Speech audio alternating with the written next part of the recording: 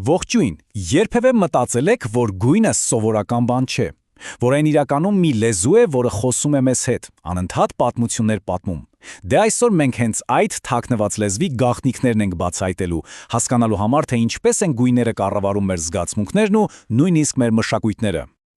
Եկեք սկսենք մի հարցից, որը միգուցե տարօրինակ թվա։ Արևմուտքում հարսնացուն սպիտակ է հագնում, որպես մաքրության խորհրդանիշ, բայց Ասիայի շատ երկրներում սպիտակը սգի գույնն է։ Ինչպես է ստացվում, որ միևնույն գույնը կարող է այսքան տարբեր, նույնիսկ հակասական իմաստներ ունենալ։ Դե հենց այս հարցի պատասխանն էլ բացահայտում է մեր այսօրվա ամբողջ թեման։ Գույնի իմաստը բացարձակ չէ, այն մշակութային է։ Լավ, նախքան կանոններին անցնելը, եկեք մի պահ խորանանք նրա մեջ, թե ինչ հզոր ուժ ունի գույնը մեր վրա։ Խոսքը ենթագիտակցական ազդեցության մասին է, որը մենք զգում ենք ամեն օր։ Որոշ գույներ մեզ հանգստացնում են, մյուսները էներգիայով լիցքավորում։ Ուրեմն, եկեք սուզվենք այս թեմայի մեջ և տեսնենք իսկ ինչպես է դա աշխատում։ Իսկ այս ամենի հիմքում, գիտեք, ընկած է գունատեսությունը։ Բայց սպասեք, սա ուղղակի արվեստի կանոնների մի չոր ժողովածու չէ, սա մի ամբողջ գիտություն է։ Պատկերացրեք, այն միավորում է ֆիզիկան, որը բացատրում է, թե ինչ է գույնն ինքնին, ֆիզիոլոգիան, թե ինչպես է մեր աչքը տեսնում այն, և հոգեբանությունը, թե ինչպես է մեր ուղեղն արդեն մեկնաբանում այն։ Սա է փաստորեն բանալին, գույնի ուժը հասկանալու համար։ Իսկ ինչու է սա մեզ համար կարևոր։ Դե որովհետև դիզայներները, նկարիչները, նույնիսկ խոշոր բրենդները հենց գունատեսությունն են օգտագործում, որպեսզի մեզնից որոշակի հուզական արձագանքներ ստանան։ Հավատացեք, երբ մի ընկերություն ընտրում է իր լոգոյի գույնը, դա երբեք պատահական չի լինում։ Նրանք օգտագործում են այս գիտությունը հենց ձեր ենթագիտակցության վրա ազդելու համար։ Լավ, եթե գույնը լեզու է, ապա գունային անիվը կարելի է համարել նրա այբուբենը։ Հենց այս հիմնարար գործիքն է, որ օգնում է մեզ հասկանալ, թե ինչպես են գույները, այսպես ասած, խոսում իրար հետ։ Եկեք դրա քերականության մի քանի հիմնական կանոն նայենք։ Սկսենք հակադիր գույներից։ Պատկերացրեք գունային անիվը։ Այս գույները գտնվում են ճիշտ իրար դիմաց, կարծես մրցակիցներ լինեն։ Նրանց միջև միշտ կա մի բնական լարվածություն, ու երբ դրանք դնում եք կողք կողքի, ստանում եք առավելագույն կոնտրաստ, մի տեսակ տեսողական պայթյուն։ Օրինակ վերցնենք կարմիրն ու կանաչը։ Նրանք ուժեղացնում են միմյանց, ստեղծում են աշխույժ էներգիայով լի զգացողություն։ Հենց սա է պատճառը, որ դիզայներները սիրում են այս զուգակցումը, երբ ուզում են միանգամից գրավել ձեր ուշադրությունը։ Իսկ հիմա պատկերացրեք ճիշտ հակառակը, բարեկամական գույները։ Սրանք գունային անիվի վրա հարևաններ են, ոչ թե մրցակիցներ։ Ի տարբերություն հակադիր գույների դրամայի, սրանք ստեղծում են հանգստություն ու ներդաշնակություն, որովհետև գիտեք, ունեն ընդհանուր երանգներ։ Մի պահ պատկերացրեք. դեղին, դեղնարնջագույն և նարնջագույն։ Տեսնում եք, թե ինչպես են նրանք սահուն միաձուլվում։ Ստեղծվում է շատ հանգստացնող, հաճելի տեսարան, ինչպես օրինակ մայրամուտի գույները։ Ահա, սա գույների լեզվի քերականությունն է, իր ամբողջ գեղեցկությամբ։ Դե այս բոլոր կանոնները մեզ այսօր կարող են ակնհայտ թվալ, բայց երբևէ մտածել եք, թե մենք ինչպես ենք հասել այս իմացությանը։ Պարզվում է, սա հազարամյակների ճանապարհորդություն է, որտեղ միշտ պայքար է եղել արվեստագետների ինտուիցիայի և գիտնականների փաստերի միջև։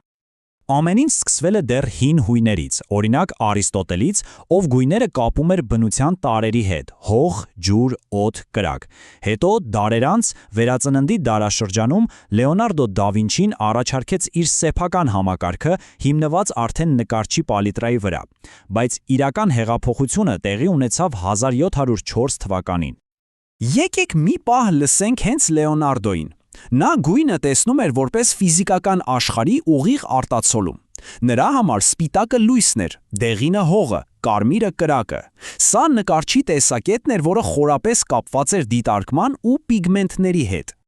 Դա Վինչիի մոտեցումը իհարկե շատ իմաստալից էր նկարիչների համար, բայց այն մի շատ կարևոր հարց էր բաց թողնում։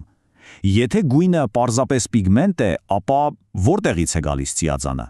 Հենց այս հարցն էլ բեմ է պատրաստում գիտական մի շատ մեծ բեկման համար։ Եվ այստեղ բեմ է դուրս գալիս Իսահակ Նյուտոնը։ Նրա հանճարեղ փորձը պրիզմայով ցույց տվեց մի բան, որը բառացիորեն փոխեց ամեն ինչ։ Պարզվեց, գույնը առարկաների մեջ չէ, այն լույսի մեջ է։ Սպիտակ լույսը փաստորեն բոլոր գույների խառնուրդն է։ Սա նշանակում է, որ բանանը իրականում դեղին չէ, Այն ուղղակի կլանում է լույսի բոլոր գույները բացի դեղինից, եւ հենց այդ դեղինն է անդրադարձնում մեր աչքերին։ Զարմանալի է, չէ՞։ Արդյունքում տեսեք մենք ստացանք երկու տարբեր գունային անիվ։ Մեկը գիտական, Նյուտոնինը, հիմնված լույսի ֆիզիկայի վրա, մյուսը գեղարվեստական, Իտենինը, հիմնված ներկերի խառնման վրա։ Մեկը բացատրում է, թե ինչպես ենք մենք տեսնում գույնը, մյուսը, թե ինչպես ենք մենք օգտագործում այն, եւ երկուսն էլ իհարկե անչափ կարևոր են։ Լավ, մենք խոսեցինք գույնի հոգեբանությունից, գիտությունից, բայց հիմա հասել ենք ամենահետաքրքիր ու անկեղծ ասած ամենաանսպասելի մասին։ Պարզվում է այն լեզուն, որի մասին խոսում էինք, համընդհանուր չէ, բացարձակ։ Այն ունի բազմաթիվ տարբեր բարբառներ, ու ամեն ինչ կախված է նրանից, թե աշխարհի որ ծայրում եք դուք գտնվում։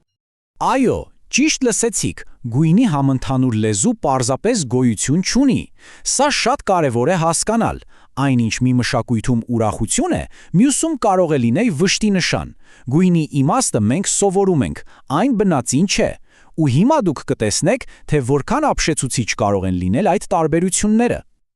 Վերցնենք կարմիրը։ Տեսեք, Չինաստանում դա հաջողություն է, հարսանիքի գույն, իսկ Հարավային Աֆրիկայում սուգ։ Եվրոպայում այն կարող է լինել եւ սեր, եւ մեղք, իսկ Ճապոնիայում զայրույթ ու վտանգ։ Պատկերացնում եք, թե ինչպես կարող է նույն գույնը միաժամանակ նշանակել տոն ու վիշտ, սեր ու զայրույթ։